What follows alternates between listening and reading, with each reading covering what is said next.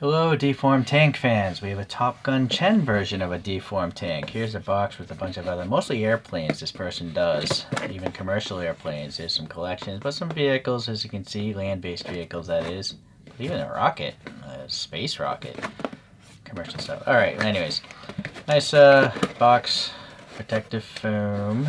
I paid for some extra figures. You can buy model kits and paint them yourself, save a lot of money. But I'd prefer to just review a finished product myself, even though it costs more. I just don't have the patience to paint stuff. Alright, so this is, excuse me, the Type 59 tank named in China. But it's really a copy of the Soviet T-54A. These things were made between 1958 to 1985, and over 9,500 of them have been made. Weighs 36 tons, around a little over 6 meters in length. Look at that, that's a spitting image, except for the number. Interesting. It has a 100 millimeter rifled gun. It does have 2 machine guns as well to help people out. Well, help the people inside of it. It's powered by a V12 diesel engine making 520 horsepower. Its power to weight is 14.4 horsepower per ton. It has torsion bar suspension, and its range is 450 kilometers, and it can go 50 kilometers an hour, which is 31 miles per hour. Doesn't sound fast, but if you saw something that big coming at you that fast, that would freak me out, I know that. Alright, so let's get these little things. It's like a metal antenna, I'm guessing. That's what this is for. Very thin wire.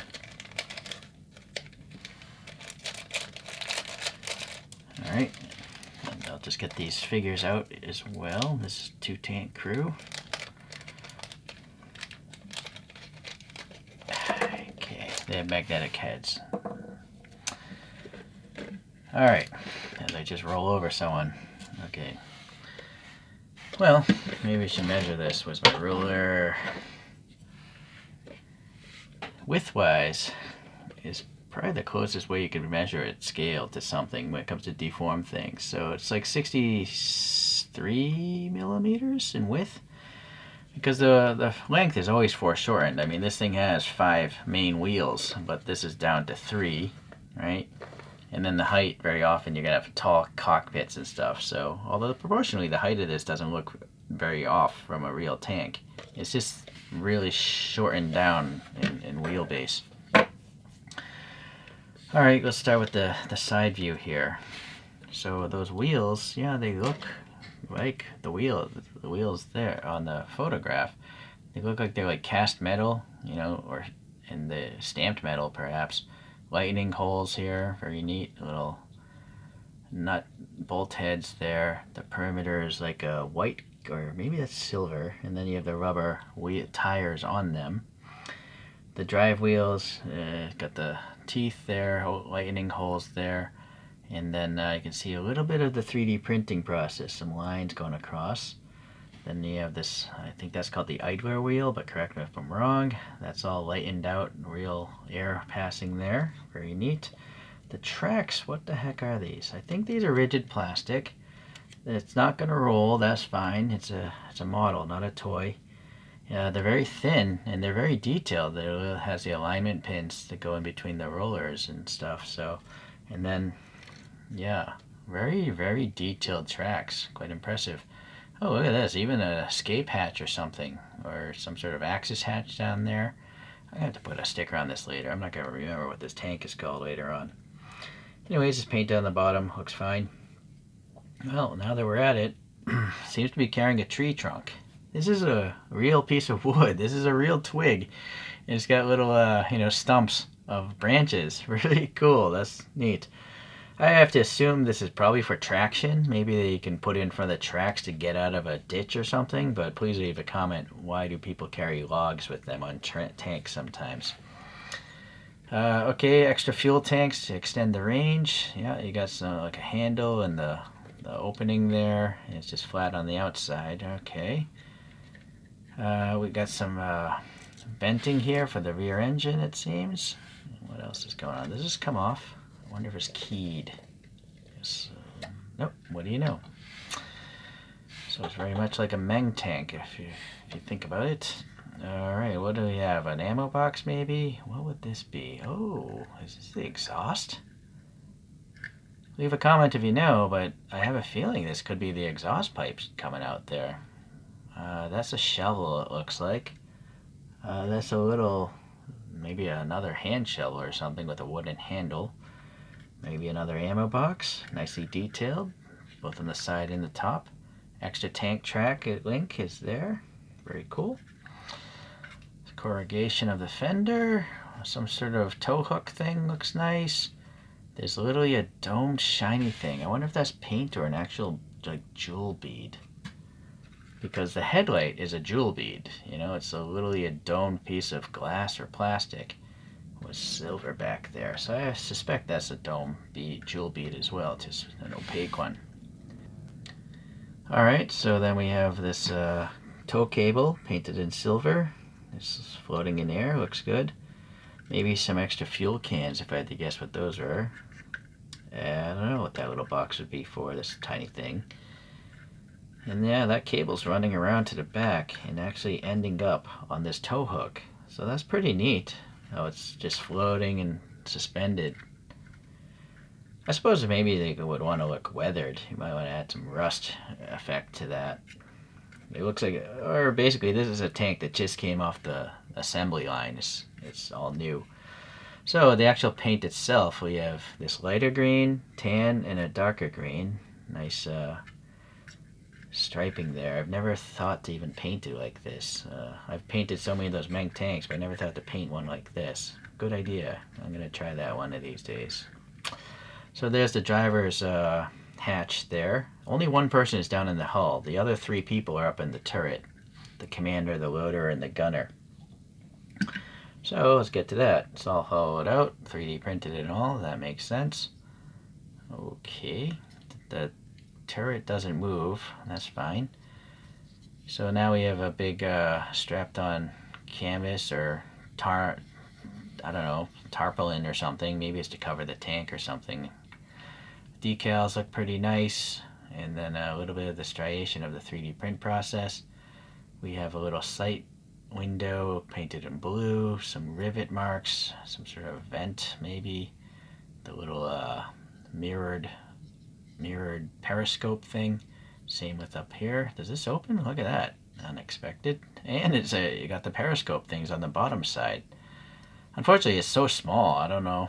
Well, I did buy those figures, so I assume one's going to fit in there. And then here we have this machine gun. Does this rotate? Look at that. That's kind of neat. It's becoming a toy all of a sudden. Boy, but this doesn't. This is really sketchy, you know. It's such a frail looking hinge. I wonder if this comes out. Oh, what do you know? Okay, so there's a magnet that holds that in place. I'm trying to open this without snapping the hinge. Try to look at it here. It's just a tiny, tiny rod. Oh, there we go. There's like a little ledge it has to get past. Boy, that is so small, that opening. Alright, machine gun looks pretty nice. Pretty nice details there. Very cool. Let's continue on with this. Alright, so the magnet embedded there. Oh, maybe that's where that metal antenna piece goes. A little periscope. Some sort of dome for some reason. And what is on this side? Oh, that's a machine gun. Alright. Grab handles look good. What is this, I wonder? Guess you could tie something there. And then if you're really motivated, you could even tie string through this and tie more stuff down, but it'd be really hard with this in the way. Why is there a bar sticking out the back? Leave a comment if you know. I don't know why that turret would have a bar there, but it does. Okay, very neat. So, those figures. Ooh, the beheading of a figure. So standing up, black boots, dark green outfit. We got a pistol holster, a belt with some silver, some red Chinese flags on the collars, some pockets, white gloves, and yeah, the belt, I guess, carrying around the back. So this head here, we have a happy tank person. So some paint wash and that skin texture makes it look good. The helmet's nicely done. Some maybe radio earmuffs or whatever, and some padding, I guess, because if you're banging your head around on a steel box, I'm sure it must be painful. But this person doesn't seem to care.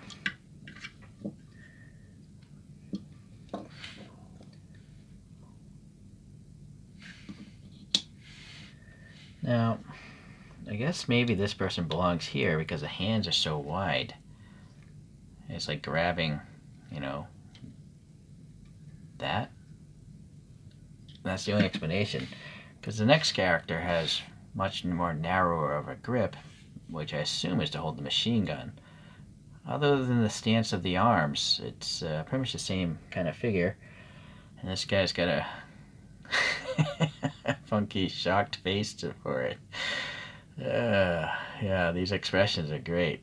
Alright, so let's see if we can get this guy in this little thing. And yeah, that's definitely gotta be for the machine gun, right? So neat that you can move the guy around, shooting backwards. Just get the keyway here, 45 degrees to the right, back front is locked in place. Man, that thing's cool. That thing is really neat. Alright, the last thing is the antenna, and actually I think this is where it goes, this little hole here. Well, you might want to glue it if you want it to be higher, but I don't really want it high because this is going to scrape the top of my cabinet, so I'm going to just leave it in there at that height. Deal with it later. I might paint it black later. Okay, so that's cool. So let's compare it to some other cartoon tanks. The Meng World War Toons are the most popular ones, I would have to assume. The only thing I don't like about this brand is these rubber tracks, because a commenter mentioned the tracks have cracked over time, which most rubber products do. So yeah, this is a light tank. This is called a Chaffee. So it's from the same era, I would say. These tanks are still in service today. This Type 59 has been in over a dozen wars from many countries. It's not just the Chinese using this. Many countries have these. Anyways, this is the Pershing tank, the U.S. Main, well, heavy tank, I guess, during the Korean War. Correct me if I'm wrong, but so it's bigger than a light tank, but smaller than a heavy tank in the Meng lineup. But I would assume this is classified maybe as a heavy tank. Well, it's only in the 30-ton range, so maybe not. Maybe it's considered a medium tank by modern standards. Meng has this non-World War Toons. This is called Meng Kids, and then coincidentally it has plastic tracks. I prefer the plastic tracks. They'll never go bad. Same company, just different thought process. It's got wheels instead.